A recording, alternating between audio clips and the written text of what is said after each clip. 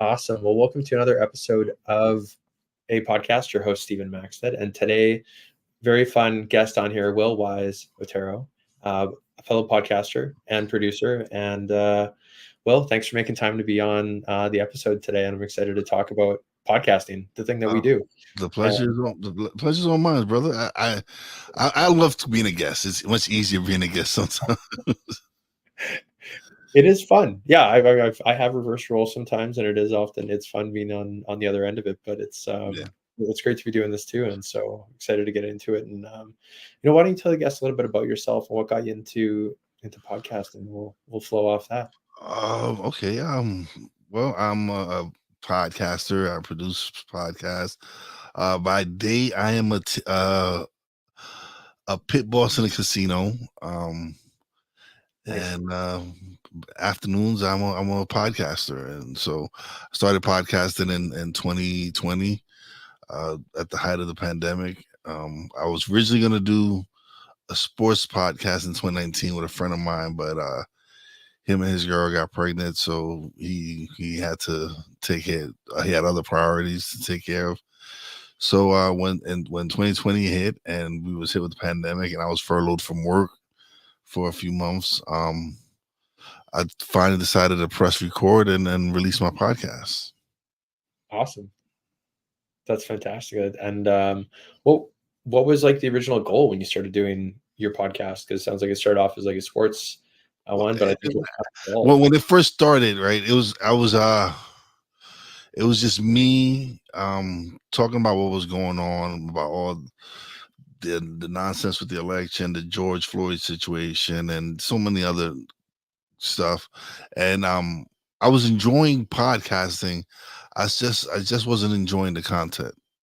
And so when I decided to switch to more of an interview based podcast instead of me ranting about what was going on with all the negative crap, I just decided to interview people and focus more on positive content, just wanting people to share their stories, because there's people out there that have some amazing stories that hopefully they inspire others. And it's been a great 4 years since I made that shift. That's awesome. And like, how many, like, I guess at what point did you know that you were on to something in terms of creating content and making enough of it? Because I know that there's different breaking points that for me kind of stick out, or things that I've heard other podcasters mention. But what was your kind of like point of like, okay, I'm on to something and I got to keep doing this kind of thing? When you get the messages from people that listen, that really truly listen, and then they go into details about your show. And It was one particular show. It was me and a high school friend of mine. He's a very successful real estate broker in New York City. And we were just talking about growth mindset and creating good habits and just entrepreneurship and all this. And a friend of ours from high school listened to the episode, and she was on the fence about starting her own business. And so when she heard two guys that she grew up with, that she went to high school with, talk about business and self-development and just so much, just different things, she was like, man, if these two guys that I know personally can go start their own business and take that leap, why can't I? And so she did, and she's I guess 2 years in now, or 3 years in now of being starting her own business. And it's those messages that you receive like that make you want to keep going. And I love it, man. I love the fact that if I'm able to impact one person's life, that I'm doing what I'm supposed to do, and that's help people out. That's awesome.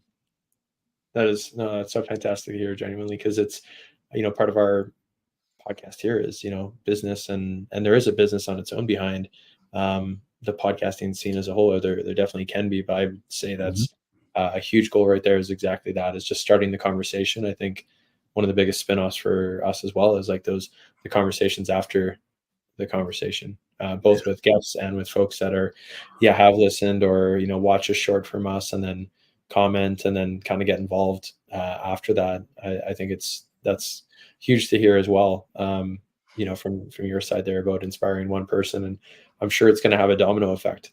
Because now that person's running something. It's not just one person; it's more like multiples. It starts to really cascade down the line from there. And then I had another instant. She, me and her are we're friends now. She had been on my. Her name is Frederica Benson, and she had been on my show prior, and we had a great conversation and everything. And then I had her back on the show, and I kind of forgot that episode. I forgot I had recorded that episode, and so one day I needed a show, and I went looking through my recordings, and I found it, and I was like, I can't believe I didn't release this episode. And so I released the episode. I tagged her in it. I put a description and everything. And later on that day, she messaged me, and we hadn't spoken in a while, and so she sends me the message and she tells me, "Is that the episode we recorded last year?" And I'm like, "Yeah, I'm so sorry for the late release and everything." And she goes to me, "Thank you." I'm like, "Huh? Thank you me?" She goes, "Yeah, I've been struggling with a lot of things, and I just haven't been myself." And then I go and read the description you put about me and the notes and everything, all the wonderful things you said about me. I needed that. She's like, I needed to read that and listen to our episode and see who I am, because she's like, I kind of lost my way.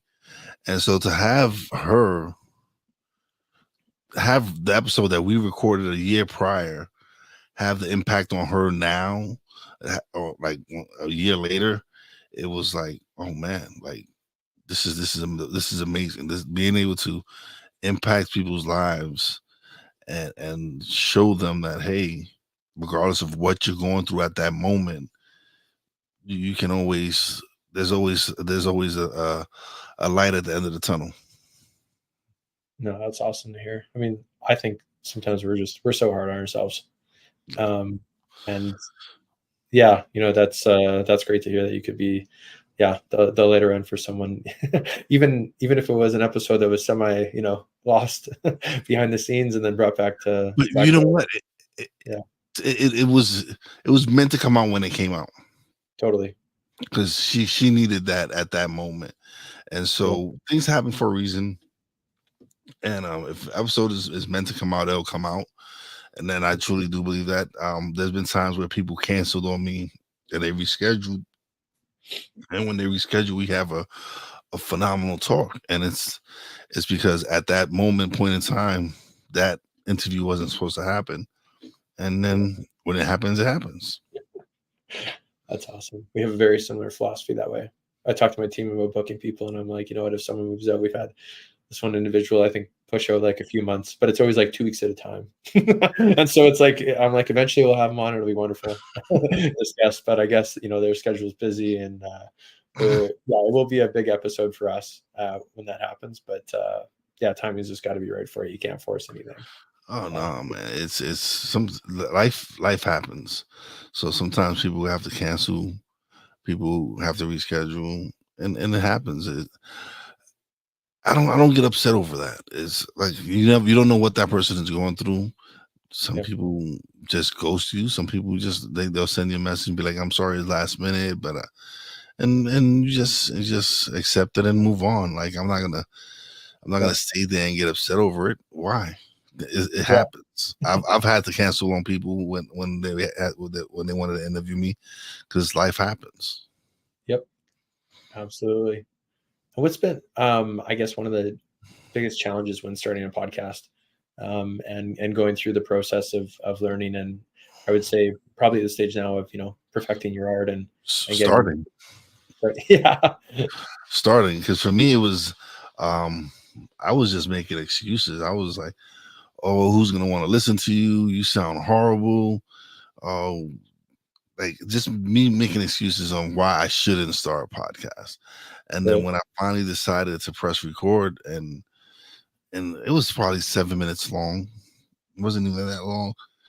Yeah. And I was like, okay, I did it. I released it. I uploaded and released it, and it didn't. I think I had just the title. I don't even think I had a description.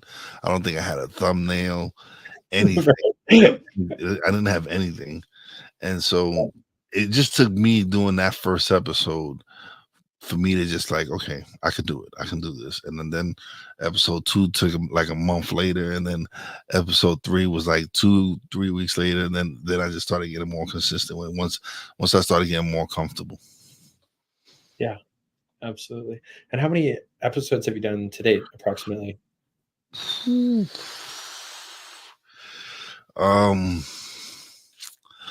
Quite a few. Because it was so before I started using StreamYard to go live and record my shows using video, I just used StreamYard to record audio. So I would have my guest on, and I would record on my Rodecaster Pro because I wasn't quite ready for lives. So that first year, oh my God, I recorded so many audio files, so many shows that there were days I was recording. There was times like I was recording 7 days a week, and maybe 2-3 episodes a day for like. This is once I started getting in the groove. So like for the second year, I was just second year me podcasting. I just went wild and almost burnt myself out. Like I'm talking about. Probably got like 300-400 episodes, audio episodes that I have not touched. Oh wow. That I'm like, oh man, now what am I gonna do with them? I have no idea, because now since I use StreamYard and I do record video now, so as far as video, I've probably done 200 probably. Nice. And then I just released, as far as my audio goes, I've released 200 and I want to say 253, 254, somewhere up there in that realm. Wow. Well, how important would you say, consistency has been to the success of your podcast? Go ahead. No, it's very important. It's very important that you're consistent and you stick to a schedule. If your audience is expecting you to release an audio podcast on Mondays, then you need to release them on Mondays. For me now, I record live Monday, Tuesdays, and Wednesdays, and then I usually just take the audio from one of those episodes, and if I still have a bunch of episodes that I go back to and still got to upload to my audio podcast. But if there's a specific episode that jumps out to me after we do it, I'll skip that. I'll move that up the ladder and release it. So, but it's at least weekly. You have to. For me, I release an episode weekly. I'm thinking of, with all the episodes that I have, and then me being booked through February of next year for my show. It's I'm thinking about probably releasing 2 audio episodes a week now. Awesome. That's fantastic to hear. And I think that is sometimes like a gap. I'm going to talk a little bit about, but not often with other podcasters about, different things that they're doing. And how different was your setup originally to what it is today? Like I noticed you have a nice mic in front of you, and I'm guessing, higher end like cameras and stuff there. Or what did it look like when you started? What does it look like? It didn't sound like this, that's for sure. Yeah. So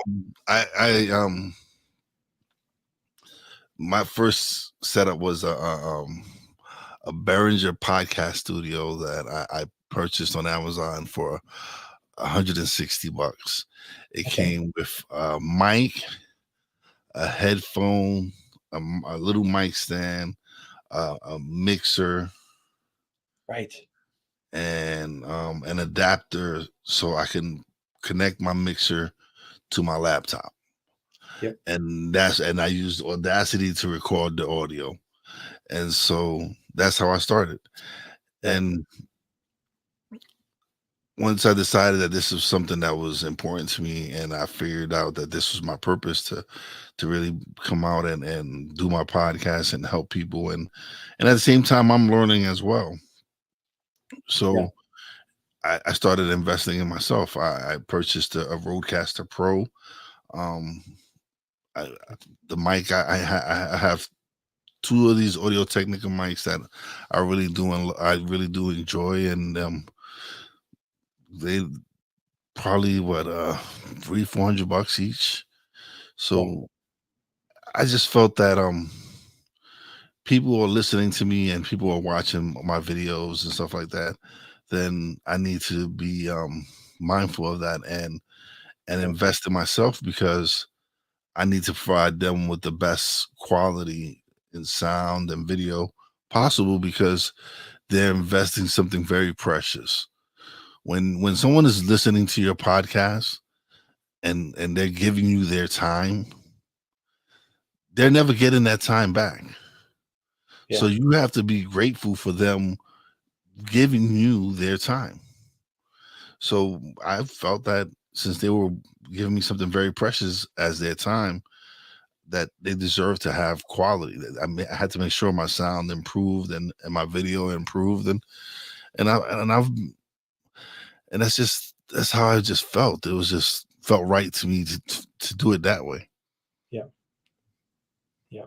No, that definitely makes a lot of sense, and that's a great way to think about it too, because you're right. Folks are giving their time and energy to listen, whether they be on their way to work, uh, while they're doing work at work, working out, different ways that people do listen to, podcasts and stream them and stuff like that. But and where does your podcast go to, Will? And how did you decide where to put it out to, and why did you continue doing that? Okay, so when I first started, like I said, I was strictly audio, and I did my research. There was Anchor, which is now Spotify podcasts, and you had Apple, you had all these different platforms where you could upload your podcast, and I decided to go with Podbean, because it just seemed like it was easy to use. It was easy to upload and do everything that I needed to do, and so that's what I've been using, and it distributes to all major platforms. Once you get on Apple, you get on like 5 different other platforms, and you get on Google and all these other. So it works for me. At first, people were like, "Oh, you should use Anchor. It's free," but then you find out that they end up owning your podcast. So everything, because they have the right, since it's free, like since they're letting you use their platform for free, the ads you have to read are ads that they provide you, Yeah. and then they have the first right to use your podcast in any way they want to. So when they're like, "Oh, it's free," you need to really read the fine print. Like, I've owned my podcast. Like I've Yeah. trademarked it. I own my podcast. I own my masters, everything, every record. So for me, it was just ownership. I just wanted to make sure that this was mine, and no one can say, "Hey, this I own your." No, you don't own my content. Smart. Very good. Cool. And so then that brings you across like all platforms then, but through Podbean for your podcast. Yeah. Right? Mhm. Okay. Where do most people listen to your podcast? Like on which streaming do they end up listening or taking in your content from? Um, I don't. It's a lot of different. Some months is Apple, some months is Spotify. Yeah. Um, some months it depends, but for the most part, one of Apple is probably one of the largest ones that people probably will subscribe to and listen to me on. Um, and the unique thing with Podbean as well, you can also build an audience within the platform itself. So it's but I would say Apple. Yeah. Nice.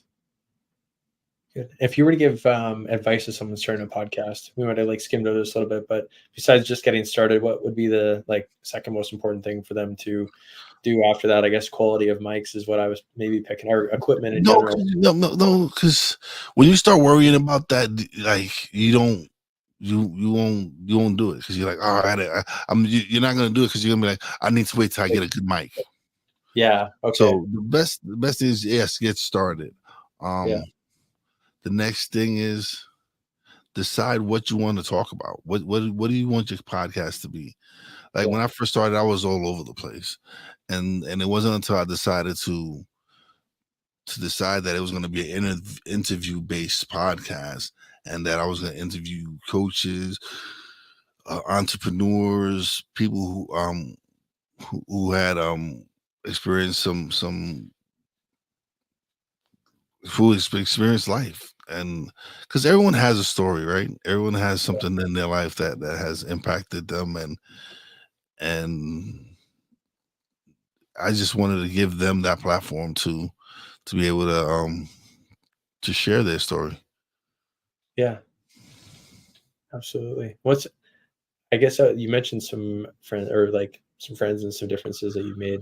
Uh, yeah, and like getting their stories out. But what's been another top story that you've been able to share and capture on an interview? Oh man, my own story. Yeah. I was widowed at 31. My first wife passed away in a car accident.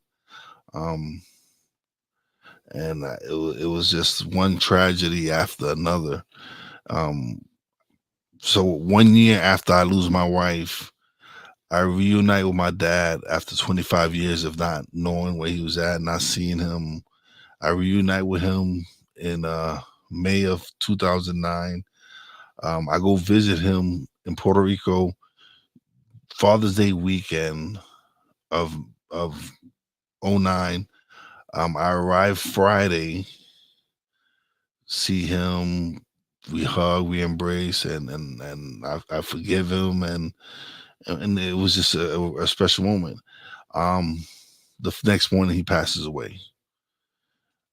So I'm like thinking God has a vendetta against me, or I've done something wrong, or I'm such a horrible person. Because now you take my wife, and now my father that I reunite with, you take him away from me.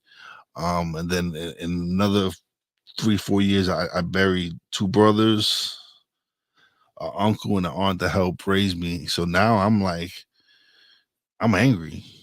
I'm like, and I'm uh, I would say I'm homeless because I'm sleeping on people's couches and staying from one place to another, not having nowhere really to stay.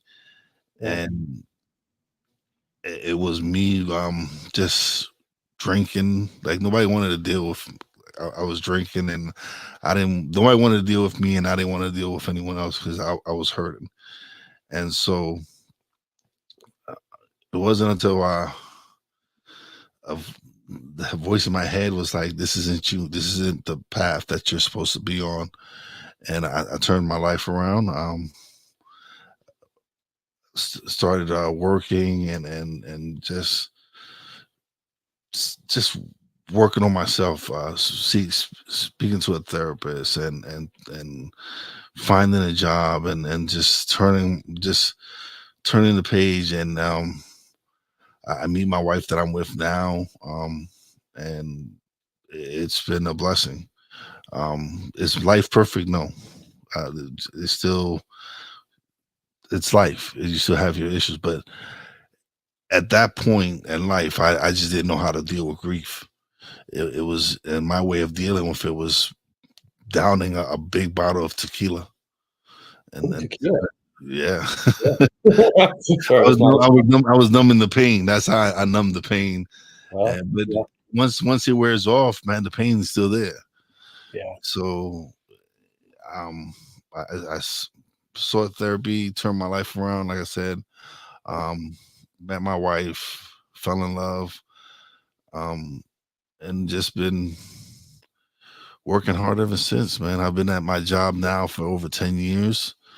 Um, and yeah, and I've been blessed, man. I've been blessed to be able to go what I've been through and be able to share my story with other people.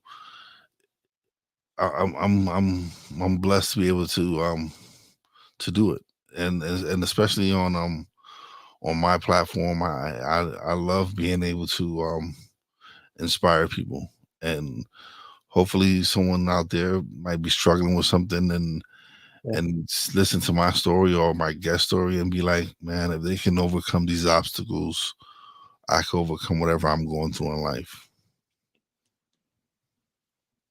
yeah. Absolutely, definitely seeing a path through the other side is encouraging because there's not like there's a class or a course or a book No. that the you can relate to, all these things. And obviously you went through some pretty big hardship there. Thanks for sharing that. Um, that's definitely a big life hurdle to come through. So good for you, and for sharing that story on here. And okay, on your day job, a question for you. So what is your pit boss? You're overseeing a bunch of games going on, or is it one The game? whole entire pit. Yeah, Oh, all dealers and games and everything. Yeah. okay, cool. It's very high on my algorithm. I don't know why, because I actually don't gamble a lot, if ever. But on my social media right now, I have all like these like I don't know random guys that are filming stuff in like Vegas that are giving you tips of just increasing your odds. You're basically putting more money and spreading it across the roulette table. But um, in that 10-year window that you've been there, kind of taking a little bit of a path. Let's come back to your story in a sec here. I guess this is part of it. But what's the biggest win that you've ever seen someone leave with? We a few months ago we've had someone win $750,000 on a progressive jackpot. Playing blackjack, yeah. We got this thing called Blazing Sevens where Yeah. um their first two cards are seven of diamonds, and the dealer's first card that's up top is a seven of diamond, and if they play the side bet, they win the progressive jackpot. And the most I've seen was like 750,000. Wow. Interesting. Mm-hmm. Wow. I've seen a few players hit quite a few jackpots, Yeah. over 200,000, and they end up giving it back. Right. That's crazy. That's the craziness, is that some of these people end up giving that money right back. Yes. Yeah. I mean, that's how you're like, I mean, that end of your business is, the house is winning more times, but you have to have that control to Yeah. get out of there. Yeah. So people ask you, oh, so how do you succeed at blackjack? I'll be like, you don't sit down and play. Right. Because they listen, the house always has an advantage. Yeah. They didn't build these houses, they didn't build these casinos to lose. So they're always gonna play to whatever favors their numbers. So, but don't get me wrong, there's times where someone catches the right shoe and they rack up, and it's fun to see, especially as a dealer, um when you're dealing to people and they're winning and they're tipping you. It's a great feeling to be able to like really know that you worked hard for this money, and at the same time it's entertaining for the player. Yeah. You're getting a rush out of it. And hopefully that you, yeah, leave in a time when you're not giving it right back. I have seen that happen one time in my, like I said, limited. It's not like I hang around casinos, but one time before a hockey game or after a hockey game, locally here from the casino near the arena, and this guy won. I think it wasn't a crazy win, but like $5,000. But then tried to win more, and then it was like it went from happy face to sad face very quickly. Yeah, no one to go. Yeah. Yeah, so well, that's cool. What other kind of games would you guys like? You're running the whole pit there, so that's any like kind of like We black. have roulette, craps, Yeah. blackjack, carny games, which are variations of poker. Okay, Yeah, so cool. it's quite a few. Yeah. What's your favorite? I love to deal craps. Your hat. Okay, cool. Yeah. I low key do love that. I've only played it a couple times. One. No, it's the best game in the house to me. Yeah. You can win money fast, but you can also lose money very fast as well. Yeah. And so once I learned how to deal it, and I took me and my brother, right. So right after I learned how to deal craps, I went to the Bahamas for vacation. And so I'm in the Bahamas with my brother-in-law, my wife, and my sister-in-law, and me and my brother-in-law are the craps, and I'm explaining to him the game, and Yeah. we just have a good time. And since then, he's been addicted. He's been hooked to craps. Like we're gonna go play and stuff like that. So Yeah, it can be really interesting, especially if you're on a roll for a period of time, and the whole table can kind of win and be entertained. yeah. It's quite the game, we'll say, but yeah, definitely very risky. um, yeah, within that space, that's really cool. What sparked your interest to take that on as a career after that period of time? It was funny because I originally, when I applied for the casino resort, I applied for the cabana boy position, right? And they called me and they were like, they seen that I had experience in New York as a security guard and a bouncer and all these other things. So they called me in for an interview and they're like, "Would you be interested in doing security?" And I was like, "Yeah." Listen, they like it pays more than the cabana position, and it's full time, and you get your benefits instantly. I was Oh, like, "Okay, cool, fine, yeah." I signed up, yeah, and so I was doing security for the first year, and then I became friends with quite a few of the pit bosses, and they're like, "The money's on this side of the table. You need to, if you we like you, we know you're a good person. We want you. If you want to really make money, you need to come over to this side. Like yeah, you're not making any money doing that security job." And they were right, because once the 1 year after I started, I took a blackjack course, passed it, passed the audition, and July of 2015, I was in table games dealing. cool. Very neat. That's a cool journey, especially given that you had other experience and they're like, "Hey, get over here. We need you on this side of the game side of things," and those other experiences obviously help too. Um, Yeah. yeah, get in there. Cool. Very neat. And any crazy stories from that end of life? Maybe not on the winning side, but Oh man. that we're allowed to share. Oh, there's so many, but I'll go with Vomit Girl. She's always a good one. Okay. So this lady, she's playing blackjack, and she's been drinking. She's had quite a few drinks and everything, and all of a sudden you see her step back away from the table, throw up on the floor, step over it, and go play. Continue to play. Oh my gosh. Yeah. You'd be amazed. Geez, nothing like I guess the comment would be puke and rally, but literally at the table and didn't want to miss that hand. No, Yeah, no, that's sometimes you gotta fold them though. yeah, yeah, yeah, no, absolutely. Um, yeah, what's up and coming for the future of, I guess, let's go back or the podcast side of things for you, Will. What does that look like for you? What are the plans? Oh man,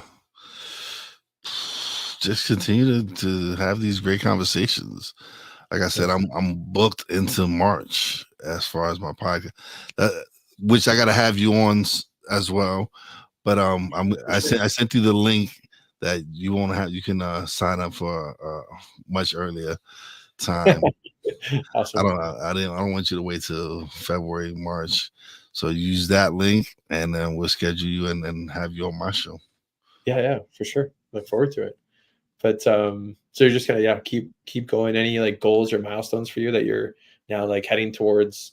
Because you've done it for a long enough time now. Like you have a lot of episodes, more than a lot of folks do in this space. And that's so. They say the average podcast lasts 7 to 10 episodes, right? Yeah. And once I got past 10, I was like, okay, I'm good. I'm good. Now I know I can do this, and of course with time you speed up the process and you start cutting down on time you spent doing certain things for the podcast. Now it's just I got a system that I do and just enjoy my partner, just enjoy the process. Yeah. No, I love that. Well, that's awesome to hear. I'm excited to continue to watch it progress. I know I couldn't get an answer out of you for a goal. I'm sure that there's something in your head though for either like goal as far as goal. Oh man. For this year, I'm as far as my audio podcast go, I want to probably get to 300 episodes. It's gonna take some. It's gonna take some releasing probably 3 episodes a week, but it can be done. Yeah. Not that well. I think you've dialed in the volume piece of it for sure. And well, you said here like just the consistency, like people are looking for that, right? If you can be that reliable source of education, entertainment, whatever way it's kind of coming out, that's what people need and want, from the podcast side of things. So that's exciting. Yeah, definitely. Yeah. And what's the best way to follow or subscribe to your channels? And we'll include this in the links below, regardless. I think we can together. You can go to www.stuckinmymindpodcast.com. There you'll find